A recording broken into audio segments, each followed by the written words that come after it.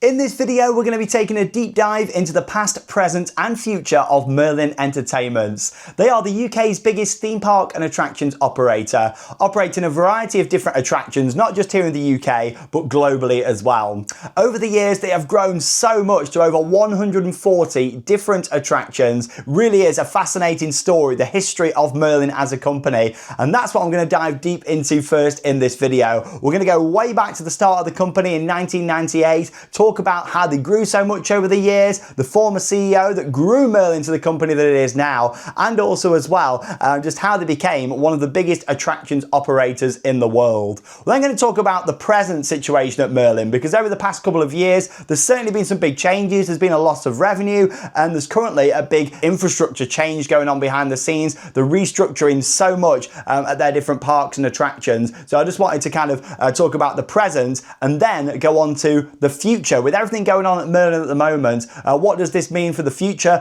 of our beloved theme parks and attractions here in the UK and all around the world as well? It's a really interesting story, and we're going to go right back to the start with this one. I just wanted to give you a quick bit of information though for those of you that aren't that familiar with the attractions that Merlin own and operates. Here in the UK's largest theme park, Alton Towers, that's run by Merlin. You've got Thorpe Park, Chessington World of Adventures, Midway attractions like Sea Lives, the Dungeons. There's so much that all comes under the Merlin kind of portfolio that has grown to that impressive number of over 140 attractions over the years. So for this story, we need to go right back to the start. It is a deep dive, so yeah, get ready, buckle in. It's going to be a great one for you to listen to. Let's go back to 1998, and that is when the company was founded by Nick Varney. Now, Nick, very interesting guy. I actually met him a couple of times during my time working at Alton Towers, and that's the thing, you know, I used to work for the company as well, so got a lot of kind of insider knowledge from when they were growing at the time about what they wanted to do, and it's just such an interesting story, it really is. So in 1998, Nick Varney completed a management buyout of Varden Attractions. Now, this is a company you may not have heard of before, but Varden Attractions mainly owned Sea Life Centres and the Dungeons as well. So they were a very small company, especially compared to the size that Merlin grew into over the years, and especially the size that they are now. So they completed that management buyout in 1998. Now, Nick Varney previously had a role working for a rival, I would guess, at the time, and that was the Two Swords Group. They were the owners at the time of Alton Towers, Madame Tussauds, Warwick Castle, Chessington, and various other different attractions as well. So yeah, it's quite interesting that Nick Varney used to work for the Two Swords Group at the time. He did various different marketing roles before growing in progression up to the marketing director role at Alton Towers. And this is one of my favourite stories about Nick Varney, because he was actually heavily involved in the name and backstory for the legendary Nemesis ride that opened in 1994. He worked with legendary roller coaster designer John Wardley on the name and the story. They came up with that together, which I find really interesting. So Nick Varney's really got his roots still with Alton Towers, and yeah, that all comes back to something that happened a couple of years ago that I'll come on to later on in the video. So at the time, he left his role at Two Swords and went to take over Varden Attractions, and then it became Merlin Entertainments. Now, for a few years, you know, they didn't really grow much, you know, they just kind of set their eyes on what they wanted to do, I guess, for the future, because between 1995 to 2005, the company went through quite a few different ownership changes before it was acquired by the Blackstone Group in 2005, and this is where it all changed for Merlin. This is where it was the start of some major acquisitions for the company, and this kind of, especially between 2005 and 2010, then 5 years, Merlin really started to grow rapidly from a company just owning, you know, of some Sea Life Centres and also Dungeons attractions to something much larger that we're a lot more familiar with in the modern day of Merlin. So in 2005, the Blackstone Group brought control of 4 Legoland theme parks, all 4 Legoland parks at the time. Of course, there's way more than that now, and that's all been part of the growth of Merlin. But yeah, they've got the Legoland parks, Blackstone purchased them, and then yeah, that also meant that they merged Legoland and the original Merlin together to create one company effectively. So Merlin Entertainments was kind of formed there, and it's a bigger form than it was before.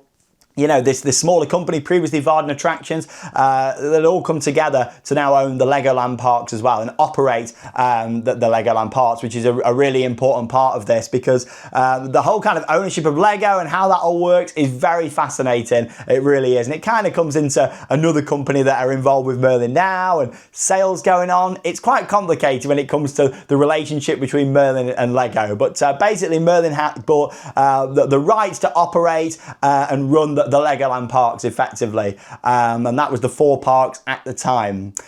So in 2006 the growth continued with Gardaland in Italy. Merlin acquired that park. Previously it was a family-owned park, and Merlin acquired that, a beautiful park in Italy right by Lake Garda.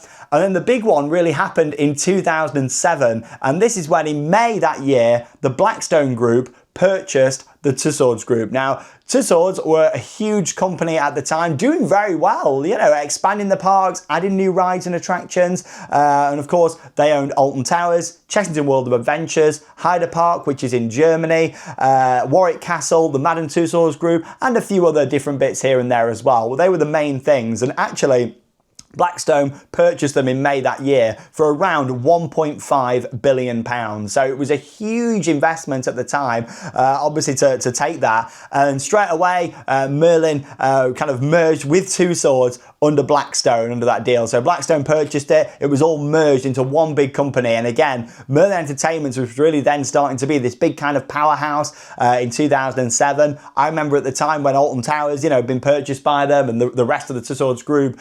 And yeah, it really was like a time of, ooh, really exciting, you know, what's going to be happening? This big company have come in. You know, the latter years of Tussauds, things had started to fizzle out a little bit, but they were still investing heavily in the parks. Well, maybe because they knew that eventually they were going to sell. But yeah, there they go, 2007, they became this massive company, and that really was the start of some big investments and big changes. From that point on, especially at Alton Towers, we got to see a lot of heavy investment every year in new rides. Merlin kind of brought back the secret weapon program in Alton Towers, and I think, you know, all that kind of came from Nick Varney. He was then back involved in that park, and I thought that's quite a fascinating story, how Varney, you know, at the time left his role at Tussauds to set up Merlin, but then a number of years later they then ended up buying them back and having the ownership over Alton Towers. So that kind of connection between Nick Varney and Alton Towers, like, really fascinating. I think that's why it'll always be a special place for Nick. Obviously, he no longer is the CEO of Merlin, as we'll come on to later in the story, but that is really fascinating. In my opinion. Over the years, they kept buying and acquiring more attractions. 2010, they purchased various different attractions in Australia and New Zealand. This included like the Sydney Tower, the Sydney Aquarium, and even a couple of ski resorts as well, that a lot of people don't realise. But yeah, Merlin did own a couple of ski resorts for a number of years. They don't now, they later sold them, but yeah, for quite a while they did own them. They also purchased Cypress Gardens in Florida, a former theme park that had closed, and then reopened it in 2011 as a new Legoland park, of course, Legoland Florida. So yeah, that's an interesting one. It wasn't a ground up Legoland park like most of the others are now. This was actually a former park before, Cypress Gardens, and then yeah, they reopened it. And a fun fact for you, Storm Surge that operates at Thorpe Park still to this day used to be an attraction at Cypress Gardens in Florida. So yeah, that got relocated over because they didn't want that to be part of the Legoland park. That got brought over to Thorpe Park. So yeah, some big changes in 2010, more being acquired, not quite as big as you know, the Tussauds acquisition in 2007, but still some huge changes, growing Merlin as a company, which I find really interesting.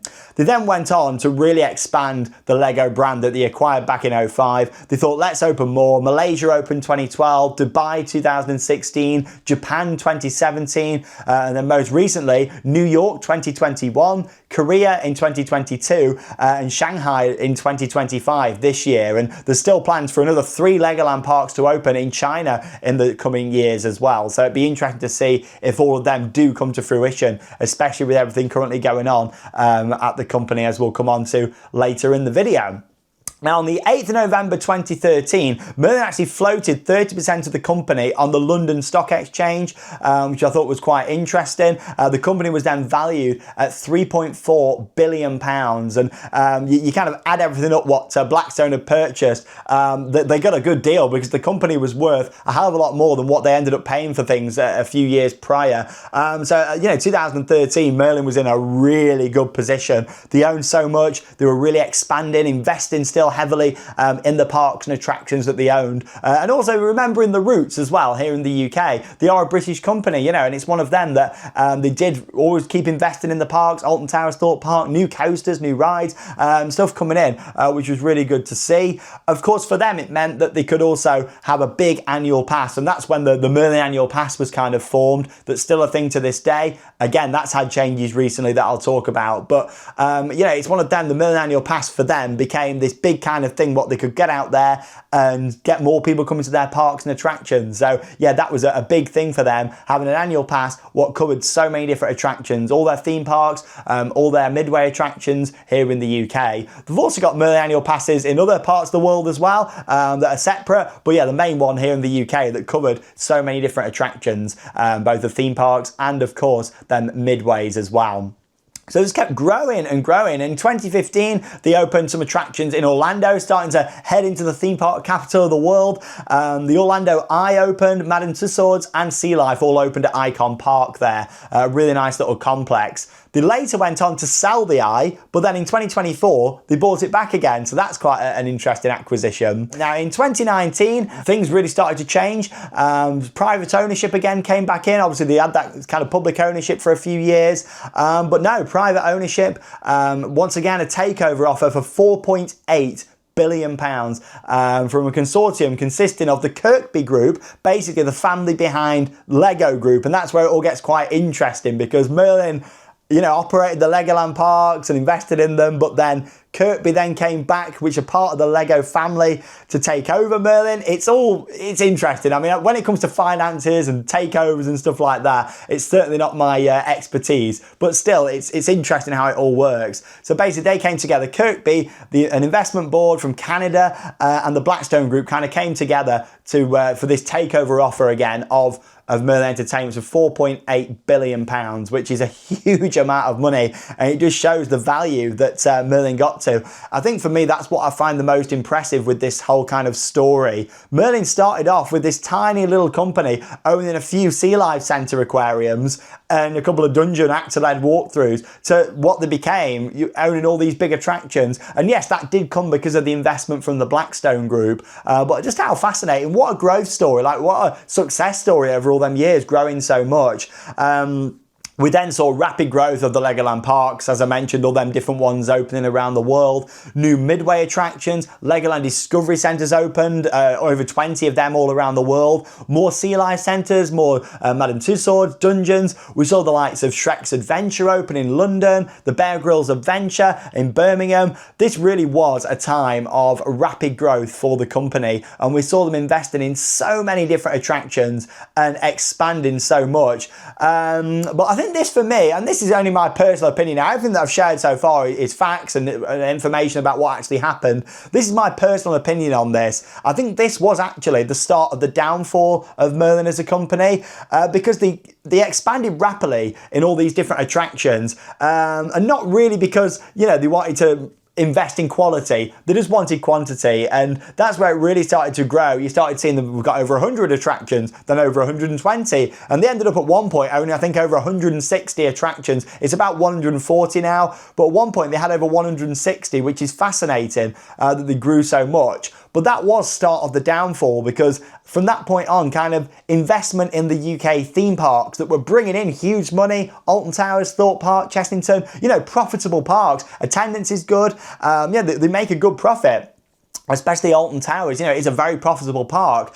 That money was starting from all these parks was starting to get spent on other expansions instead of investing in them UK parks. And for me, that's where they went wrong. That's where the problem started. Too many attractions, too much quantity, not enough quality, and then instead of investing back in the parks that are making big money, they're building things like more sea life centres, more aquariums, more dungeons that aren't bringing in as big a numbers as attractions like Chessington, Thorpe and Alton Towers. So that's just my kind of take on it. Also, it was mentioned about kind of lack of repeat visits to midway attractions. They rely mostly on tourism in a city or in an already popular area. So that was quite interesting how they decided to expand more in certain areas of cities. They'd put more attractions together. They kind of cluster them together so they could sell big tickets. It's like Blackpool, you know, when they opened them attractions and acquired them. Again, they've sold them now, but interesting how they put everything together in them areas to try and sell multi-tickets. But that was the problem. They got too big in a short amount of time, and instead of thinking, oh, we're doing really well here, but let's stay calm, let's make sure we're investing, looking after everything, they just kept growing and growing and growing. And during this period is actually the time when I worked for Merlin. I worked at Alton Towers at the time. As much as I worked in operations, I just found it quite interesting how at the time, we were doing a lot of like staff training and things behind the scenes, and they kept telling us how they wanted to actually beat the attendance numbers for Disney. Now, bear in mind, Disney are the biggest theme park company anywhere in the world. They've only got 12 theme parks at the moment, but their attendance is way, way higher than Merlin, and they wanted to effectively beat that. Bear in mind, Merlin ended up with like 160 attractions. Disney have got 12 parks. So yeah, a bit of a difference there. But instead of building quality, they wanted to just go for quantity. And we were told, one of my favourite things I was ever told on a training course at Alton Towers was, it was like called Splat the Rat. And I have mentioned this before in a video, but this always sticks with me all these years. And this goes back to what Nick Varney wanted to do and growing the company. You know, I find the guy fascinating, the fact that he grew Merlin so much, but also that's when his kind of downfall started at this point.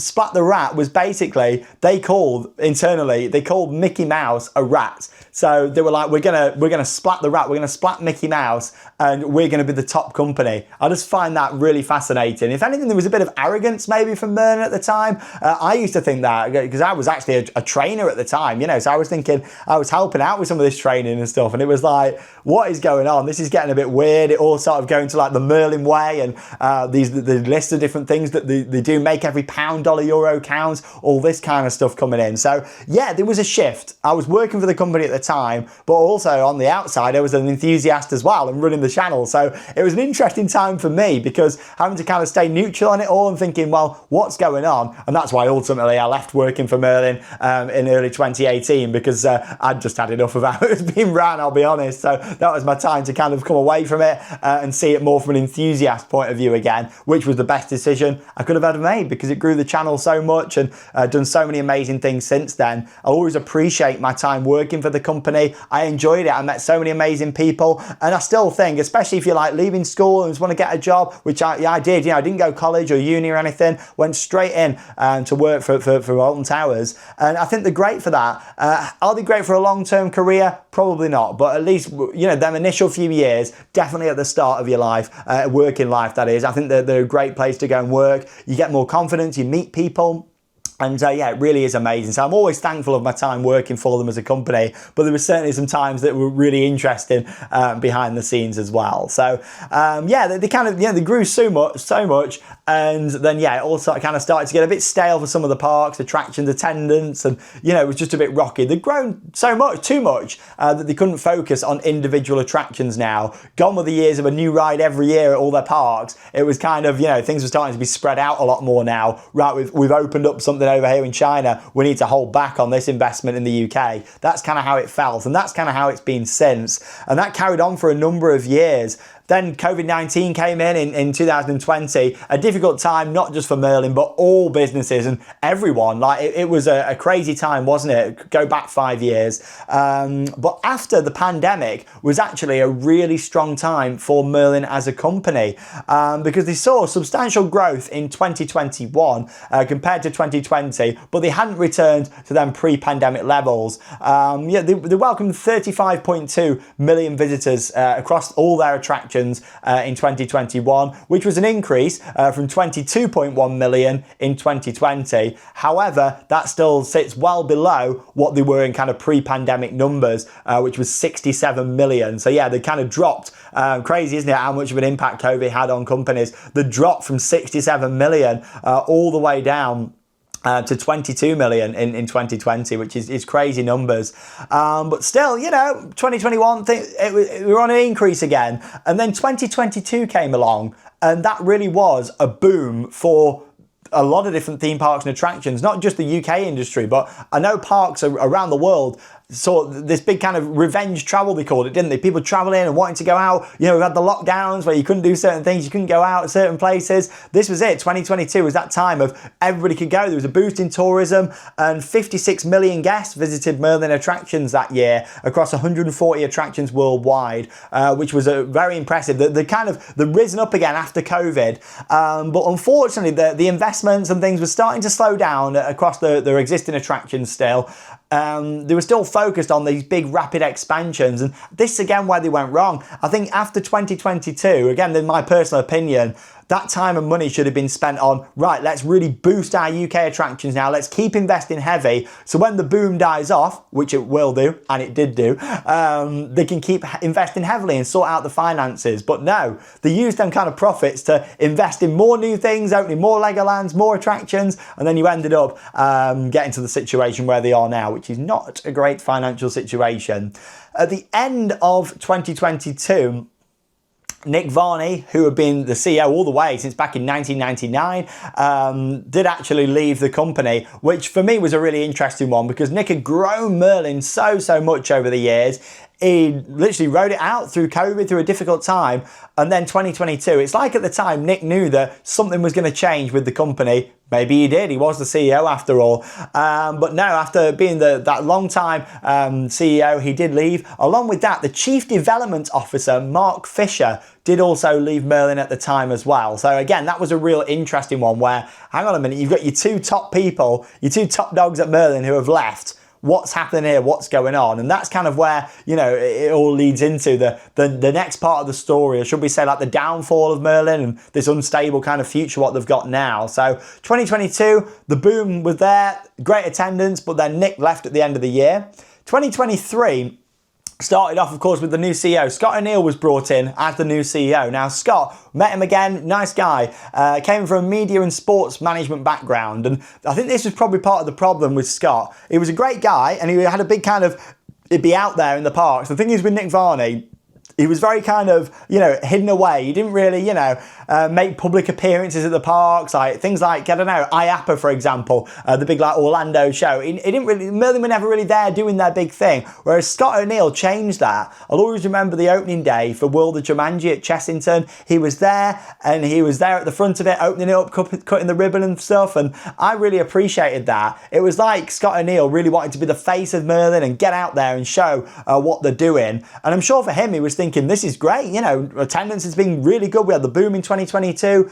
Things are going to be really good in 2023, and numbers were good. 62 million guests to their 141 attractions across the world. However, even though attendance had gone up and the actual operating income coming in was good, they did actually have a before-tax loss of £214 million, which was a drop from £106 million in profits in 2022. So that's where things changed for Merlin.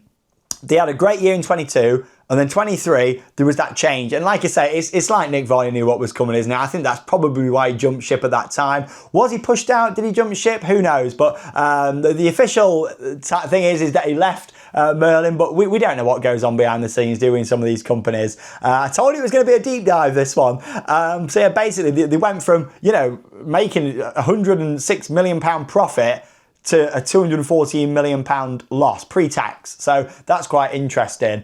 And it indicates really that while the company was growing its top line revenue, it had significant costs that impacted the bottom line. Things like rising operating costs and wages going up, all these different things, taxes and all that sort of stuff, all kind of comes into it. And that's why, we started to see this decline then in 2023. So attendance good, profits down, and the debts and things rising as well. You've got to think they've got a hell of a lot of debt, Merlin Entertainments behind the scenes, that I'll come on to shortly. So yeah, that's all kind of been building up in the background. That leads us through to last year, 2024, where they actually had a pre-tax loss of 492 million. Now, Merlin say this is due to challenges in consumer spending and underperformance at key sites, so basically the bigger theme parks. And I can tell you now why they were underperforming, because they were underinvested. We had a good few years where attendance was really good, money was coming in. That money was spent in the wrong place, in my opinion. Instead of being spent expanding globally, that needed to go back into your core parks and attractions to keep things exciting, keep people coming back, keep your pass holders coming in, keep your new guests coming in, and ultimately keep everybody happy. So it then meant that the company would secure its future. Instead of that, they thought, let's go and build more Legolands, let's build more attractions, and that's just what kept happening. And unfortunately, that has led to Merlin the state that they're in now. So not just that, there was a lot of financial headwinds to support future investment. Merlin actually secured new funding through debt refinancing in February 2024. Again, I'm not a financial expert, but when you hear the words debt refinancing, you know there's definitely some problems going on right there. Revenue also fell by 3.2% to approximately just over 2 billion, impacted by low consumer demand and rising operating costs. The Legoland parks that opened in New York and South Korea continued to underperform during that period as well. So it spent all this money what had come in during like the boom year 2022. All this money had been invested in other things abroad. And then they opened these new things, attendance wasn't very good, and then it's meant that they've opened 2 ground up new theme parks and attendance is down at the core parks that were making money. So I don't know, yeah, some very poor decisions were made during this time. You know, who's it go on to? I mean, Nick was heading up the company for a long time. Nick planned these expansions. Scott was kind of then brought in to kind of open these and deal with it, and then Scott then went. So yeah, interesting, but we'll come on to that in the next part of the story. It's a good deep dive, this one. So yeah, then parks underperformed at the time. And Scott O'Neill actually stepped down at the end of last year, end of 2024. He was not in there for very long. He stepped down, and then Fiona Eastwood was appointed interim CEO and then CEO in February 2025. Now, Fiona's got quite an interesting story with Merlin. She's been working with them since 2015, so 10 years working for the company. A global marketing director for Gateway Attractions was her first role for Merlin. Now, of course, she is the CEO of the company and making some huge changes behind the scenes. This is an interesting one that I find about Fiona from looking into her kind of story with Merlin, and this is on Merlin's own website. Basically, prior to that role with Merlin, she worked as the managing director of consumer products at BBC Studios, leading the successful turnaround of the division through organisational restructuring, digital transformation and international growth. So clearly she was brought into this role to try and fix the problems. The fact she turned around the issues at BBC Studios there, I found really interesting. It mentions restructuring that's what Merlin are doing right now. So they've clearly brought someone in that is restructuring the company at the moment, and that's exactly what Fiona is doing. So yeah, that's kind of where we are right now. 2025. Fiona's the CEO, big restructuring going on behind the scenes. Now, S&P Global Ratings have downgraded the company to a CCC plus rating. Again, I'm not really good with finances, but I will mention these facts because they're important for the video. Basically, that's used to indicate that a business is dependent on favourable conditions to meet its financial commitments. So basically, they're struggling to pay debt. That's what I can work out there. The debt's rising, they're struggling to pay that. And this is a financial expert kind of looked at this, and this is a quote from them. Persistent high cash burn could lead to insufficient liquidity after 12 months, absent any cash injection. And the S&P analysis also wrote, noting that the company's capital infrastructure was also unsustainable as well. So yeah, not good when you're having your finances kind of being described as unsustainable. Merlin said it'd been impacted by heavy competitor discounting in North America and a softening of demand in the UK parks and attractions. They're two things that I find really interesting because because the competitor discounting in America has to be the merger between Six Flags and Cedar Fair. They merged, and basically they offer some crazy annual pass prices where you're paying less than a Merlin annual pass in the UK, and you're getting access to like over 30 theme parks. Like, it's crazy, the deals going on there. So I can see why Merlin said that, but then they only really operate Legoland parks. So has that made that much of a difference there? Is their demographic, you know, really the same at Legoland as Six Flags and Cedar Fair? Because I don't really think it is. So I think that one's a bit of an excuse really in North America. And softening of demand in the UK parks and attractions, who knows? I mean, based on my visits to the parks, it seems like attendance is pretty good. If you look at the recent attendance report that it's from the previous year, Alton Towers attendance has gone up. And the parks are doing quite well. I know Thorpe's dropped a little bit in 24, which is surprising with Hyperion opening. But in general, attendance has been pretty solid across UK parks, and especially Alton Towers. So that's quite an interesting one to kind of look at there. But yeah, that's what they said. Softening demand is what the blame was really for the current situation there. So that leads us to where we are right now, the present. Merlin have started to restructure and sell off various attractions this year. So it's sad really, isn't it? How, you know, this company's gone full circle really, literally around the world, owning up to 160 attractions, just over. And now they're starting to sell bits off. They're down to like 140, more are going, more are being sold off, this big restructure. And that's why I think Fiona was brought in to restructure the company. Blackpool attractions such as the Tower, Dungeons, Madame Tussauds, they're no longer operated by Merlin. They were never actually owned by Merlin, but they were operated by them under like an agreement. But now they're now owned by a new company in Blackpool that's all kind of been started by the council there. So that's quite interesting.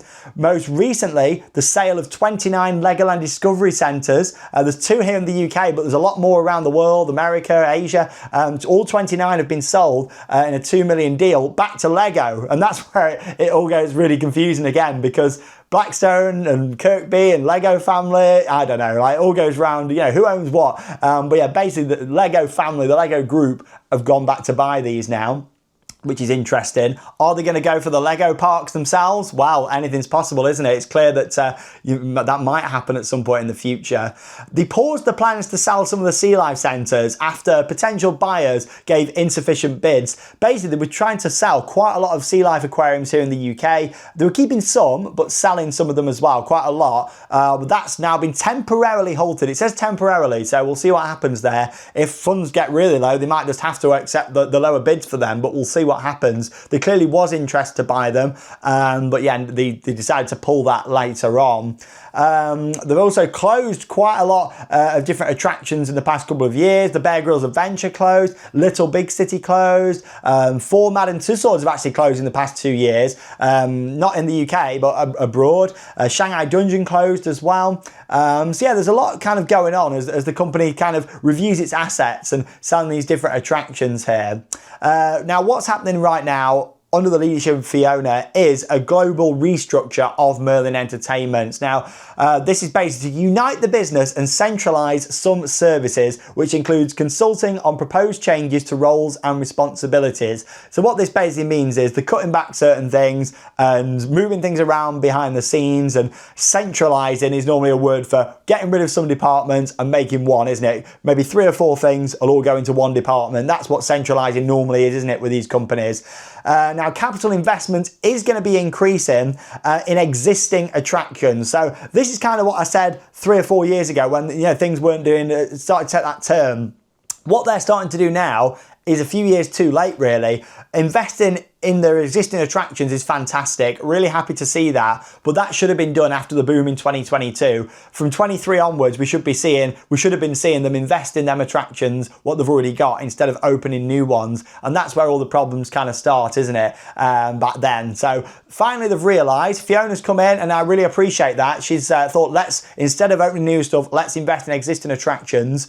This one worries me slightly. They're going to continue to roll out IP strategy, which is basically intellectual property. Instead of coming up with original themes like Nemesis again, for example, working more with IP. We know that Paw Patrol's coming to Chessington next year, Minecraft's coming into Chessington the year after, and lots of other IP. There's Minecraft coming somewhere in the States. So, you know, Merlin are going down the IP route. So I'm not too sure how I feel about that. I love original stuff. I think IP can be great if it's done well, but as often been the case with Merlin in the past, it has been done quite cheaply, aka the world of David Walliams at Alton Towers. So So, you know, we'll see what happens. If they do it well, it could be good, but I still think you need to be thinking more long-term and having original things that are going to be classics. Things like Nemesis, Oblivion, 13, stories that tell their own story and work really well in the long-term future of the park.